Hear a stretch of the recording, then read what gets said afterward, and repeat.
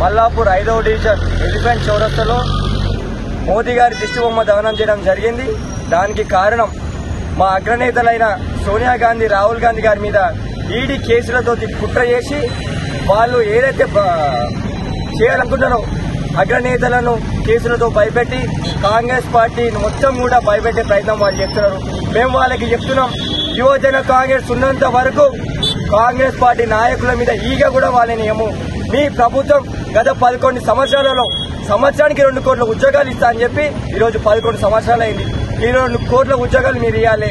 తెలంగాణ రాష్ట్రానికే 60 లక్షల ఉద్యోగాలు ఇవ్వాలి. మరి ఎన్ని ఉద్యోగాలు ఇవ్వాలా బీజేపీ ప్రభుత్వం మీ తెలంగాణ రాష్ట్రానికి ఇచ్చింది? ఎన్ని ఆస్తులు తెలంగాణ రాష్ట్రంలో సృష్టించింది? ఎన్ని డ్యాములు కట్టిరు? ఎన్ని రోడ్లు వేసిరు? దీనికి సమాధానం చెప్పారు కానీ ప్రశ్నించోళ్ళ మీద కేసులు పెడుతున్నారు. ఏమనంటే ఈడీ పెడతారు, లేదంటే సిబిఐ పెడతారు.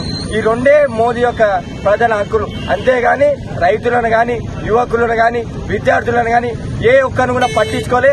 11 సంవత్సరాల ఈ పాలన అనేది అంతమైపోయింది.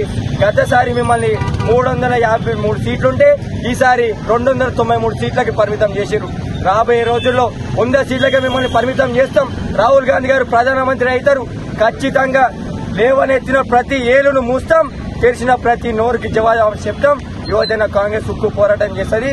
దయచేసి ఇలాంటి కక్షపూరితమైన రాజకీయాలు మానుకోవాలని చెప్పి యువజన కాంగ్రెస్ పక్షాన మేము హెచ్చరిస్తున్నాం. ధన్యవాదాలు.